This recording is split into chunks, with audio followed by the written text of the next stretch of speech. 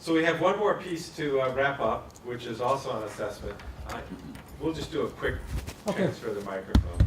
A much broader assessment through genograms and all the different areas that are available on genograms. And of course, if you read Monica's book, I mean, there are ways to use heavy lines to show close connections, dotted lines to show broken connections, hash marks through the lines, ways to go much more multi-generations back, and how to, for example, doing a genogram of the case that you described of where the family was Puerto Rican, the father was Mexican, but there's not really a connection between the families, how to deal with that. So genograms are a very rich tool, and obviously ones that we won't do justice to in this short time.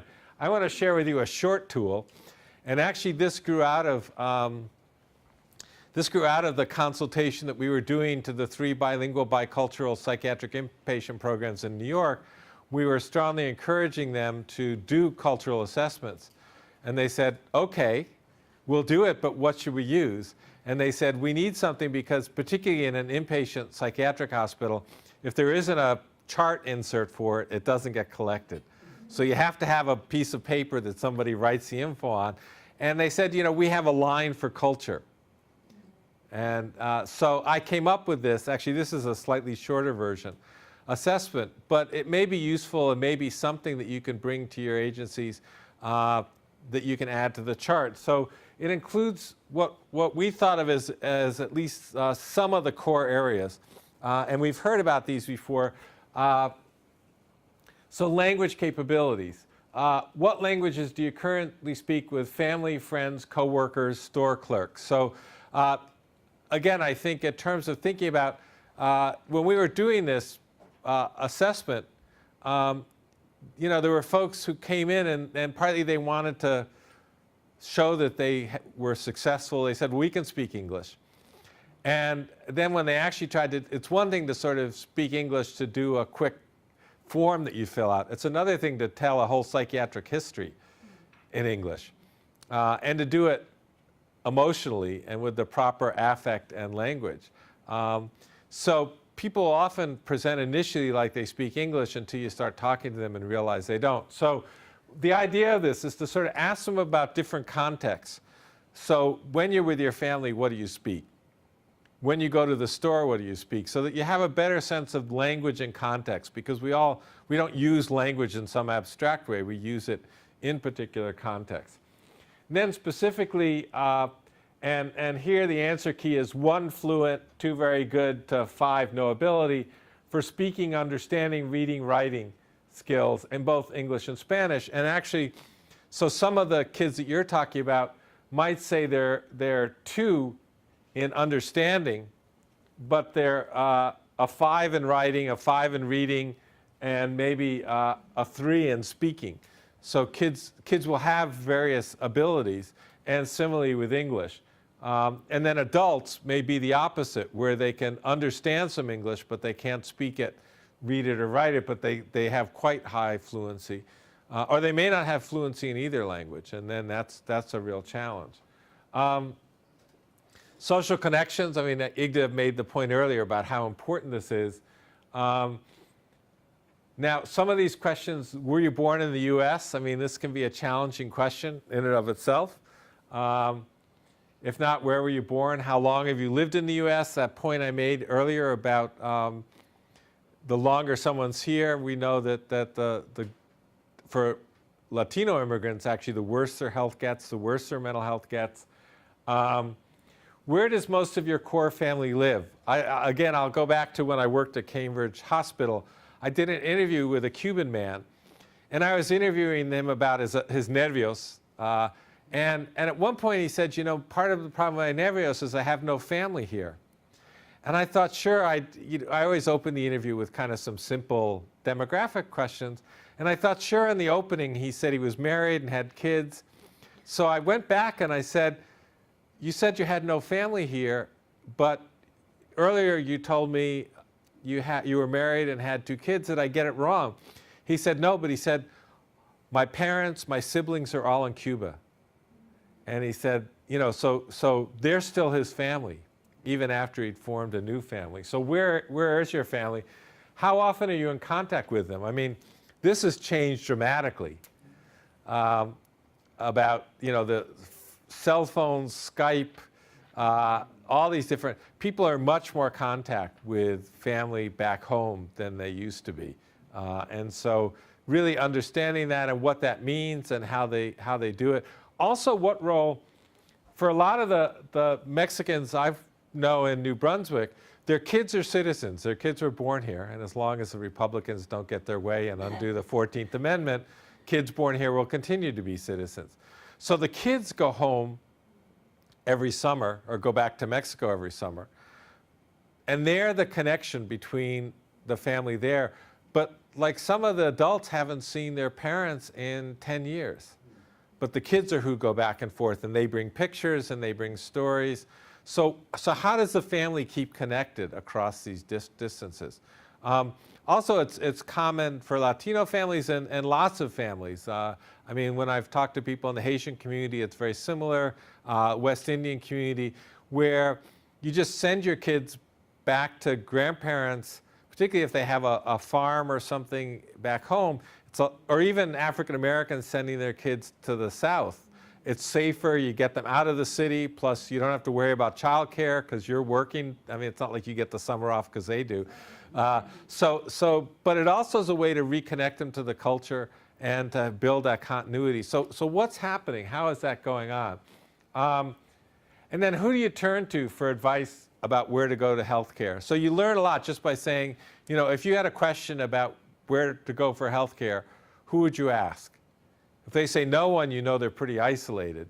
You know, if you say their boss, then you know that they don't have family here often, or at least family that they can turn to.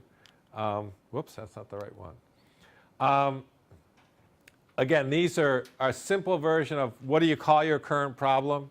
Have you suffered from your problem before, and what did you do about it? Again, this is trying to get at a lot of people, you know, when IGDA was doing the study for motivational interviewing and the focus groups, I sat in on some. A lot of the people had mental health problems starting in their home countries, and then often had a recurrence when they came here. But so they'd already had some kind of treatment in their home countries. What did they do about it? What did they think there? And again, this issue of sometimes getting medications from the home country. And then what have you done since you've been here, particularly if people have been in treatment before they've seen you? Religion is just so important in everybody's lives. So what religion are you? And do you consider yourself a religious person? And people are usually pretty clear about the difference. They'll say, I'm Catholic, but they'll say, I'm not really religious. I don't go to Mass. Or they'll say, I'm very religious. I say the rosary every day. I have an altar in my house. They may not go to church a lot, but they may feel like they're very religious. So this, where do they fit on the spiritual dimension? Have they ever consulted a religious leader or healer? Interestingly, in the initial study I did on ataques de nervios, the most common person to consult outside of the healthcare system was a priest or pastor. And it was sort of interesting because so much has been written about Espiritismo in the Puerto Rican community, the spiritual healing system. But in fact, what people are missing is that the Catholic priest is actually much more important. And now there's some interesting programs where mental health programs are working with priests and pastors and other religious leaders, imams in the Muslim community, to co-train. So you train the religious leaders how to recognize mental illness and how to make a referral when it's sort of more than they can deal with. But you also train the mental health professionals on how to use and help someone with the religious leaders. And in fact, particularly for people with chronic mental illness, someone once commented to me, Jaime Inclán, who ran the Roberto Clemente Mental Health Center in the Lower East Side, said he wished he had a mental health system like the Pentecostal church. He said the church has buses, vans, they pick you up every day to go to services. They have prayer groups 5 days a week. They have Saturday and Sunday. He said they have a complete, system.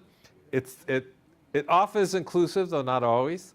They have the transportation networks. They're not afraid to come in your community. If you can't go to them and if you're really sick in bed, they'll send a prayer group to your house to pray for you.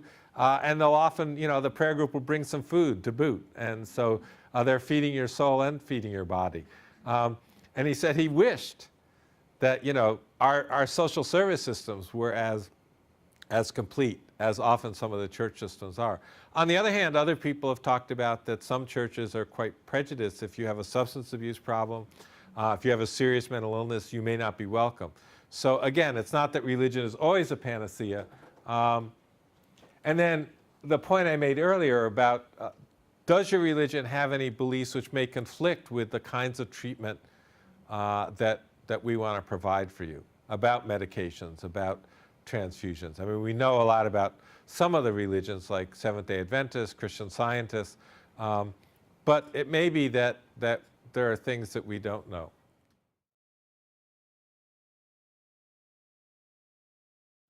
We really appreciate your participation and also your willingness to have us do this on videotape so we can make this more broadly available. And I'm happy to take any final questions if you have them.